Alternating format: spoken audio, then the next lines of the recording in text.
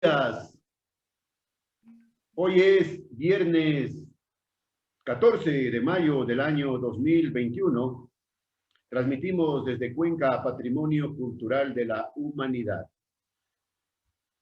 Saludamos y damos la más cordial bienvenida al licenciado Francisco Escandón para el análisis político. Pancho, buenos días, gracias por aceptar la invitación. Este es un día especial. Es un día clave para el país. ¿Por qué? Porque hoy se define temas políticos sumamente importantes para el presente y futuro de nuestra querida patria, golpeada permanentemente. Hoy se instala la nueva Asamblea Nacional para elegir a sus nuevos representantes, dignatarios, como se quiera llamar, presidente, dos vicepresidentes, comisiones, en fin. Pancho, parece que se va a reeditar el pacto de la regalada gana. Buenos días.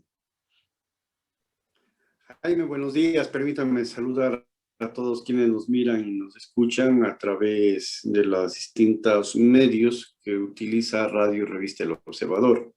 Efectivamente, previo a la posesión del presidente Lasso, el 24 de mayo, 10 días antes, según está normado por la Constitución y otros instrumentos legales, la Asamblea Legislativa debe reunirse, sesionar, y allí se debe elegir el Consejo Administrativo de la Legislatura, que lo compone la presidencia, dos vicepresidencias, vocalías, y adicionalmente estructurar las 12 comisiones permanentes que componen la Asamblea Nacional.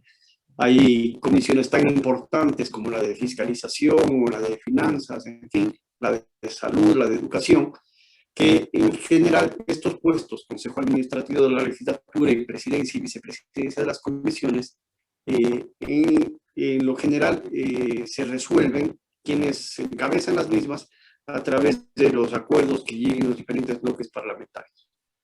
Pancho, estamos con un poco de ruido. A ver si le baja un poquito el volumen de su teléfono o de su computadora.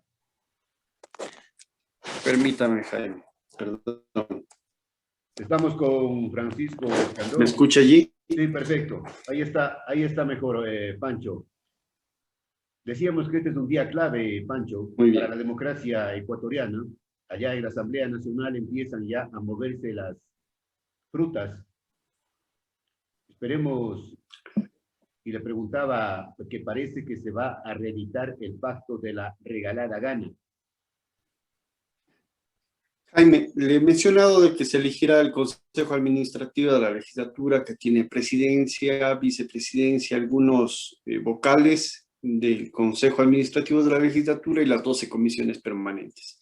Todo depende de los acuerdos previos que lleguen los distintos bloques parlamentarios.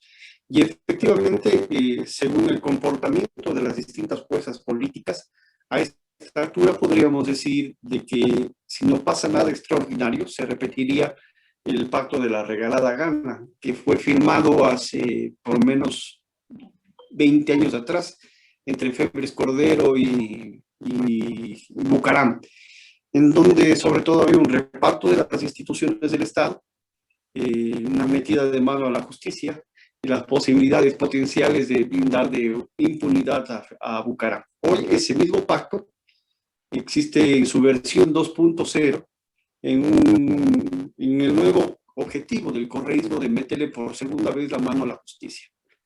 Y esto implica de que, creo, el Partido Social Cristiano y el correísmo, que hoy se disfraza con el nombre UNES, más una parte de los independientes, tienen beneficios e intereses marcados en este pacto. ¿Cuáles son? Me parece que es pertinente decirlo.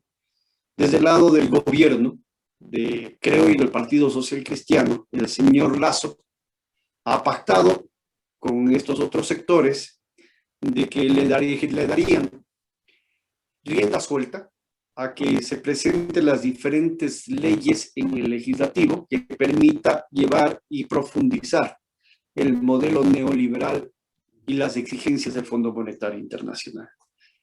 Que entre qué otras cosas es lo que sacaría de provecho, de beneficio el señor Lasso de este pacto y el propio socialcristianismo. Les permitiría, entre otras cosas, reforma tributaria, les permitiría reforma al seguro, a la seguridad social, a la ley de seguridad social, privatizaciones, vía expedita para firmar un tratado de libre comercio con los Estados Unidos de Norteamérica, vía expedita también para firmar la Alianza del Pacífico, entre otras propuestas que tiene precisamente el señor Lasso. El Partido Social Cristiano se haría de la presidencia de la República a pesar de no tener el bloque más importante, ni siquiera uno de los bloques más grandes dentro del legislativo. Es decir, va a ser la puerta de entrada y de salida de los chantajes políticos al gobierno de Lasso y a las distintas fuerzas políticas.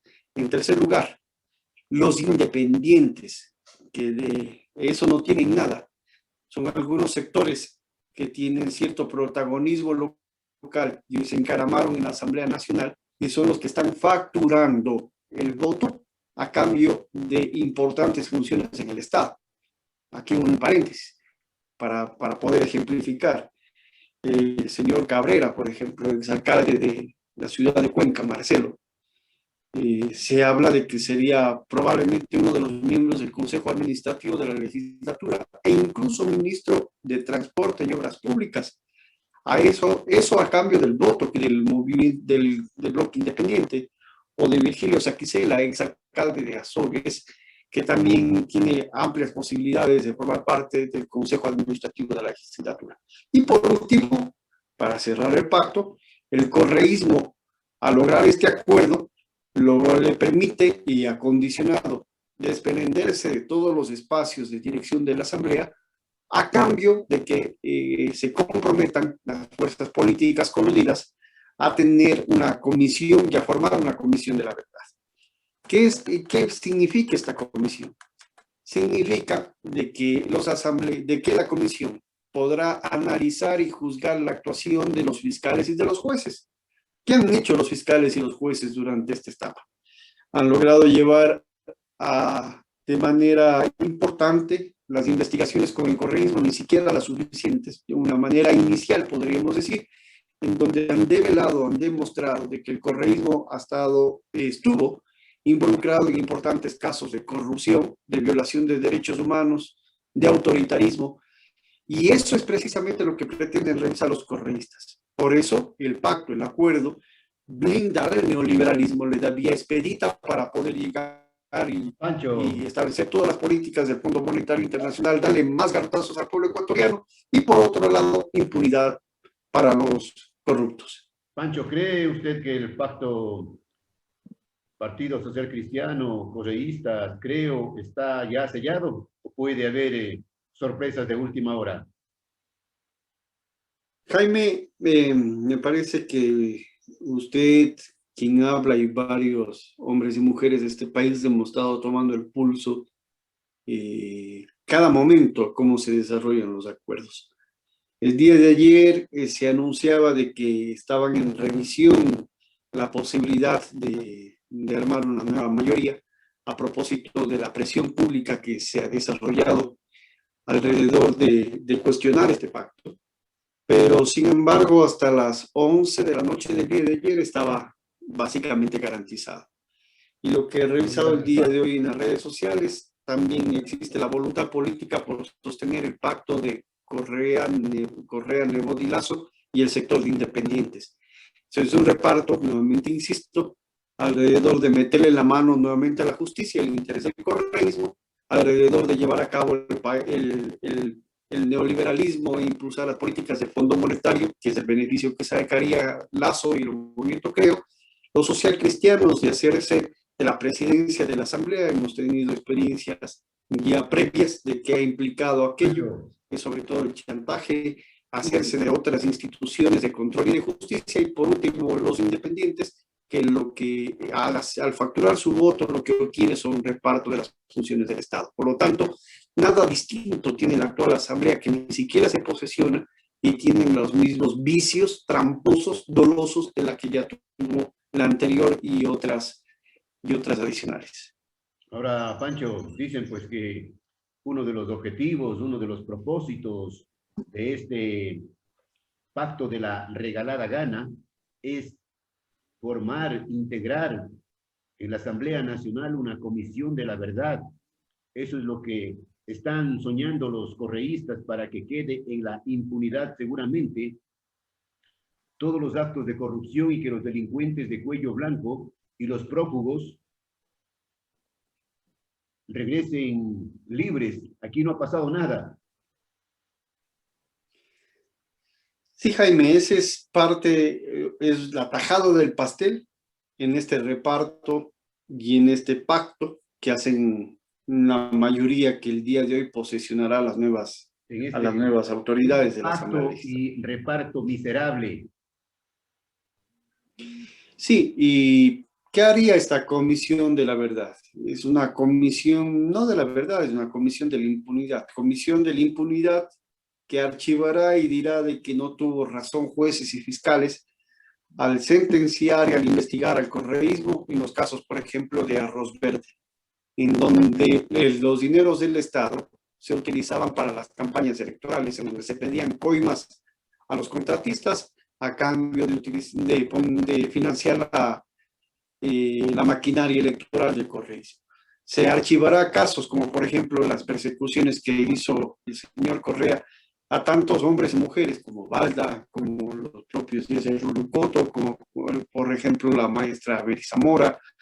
Se archivarán también y dirá que no tienen razón casos como por ejemplo la inculpación al correísmo por la muerte del capitán Gabela y de otros personajes. Se archivarán procedimientos como por ejemplo la repotenciación y la corrupción vinculada al caso de la repotenciación de la refinería Esmeraldas, Monteverde, del gasoducto Pascuales Cuenca, tantos y cuantos que ya conocemos los ecuatorianos y ecuatorianas y que forman parte de esa larga lista de casos de corrupción en el que estaban involucrados el correísmo. Lo que quieren hacer es sacar al señor Jorge Glass de la cárcel y declararle perseguido político.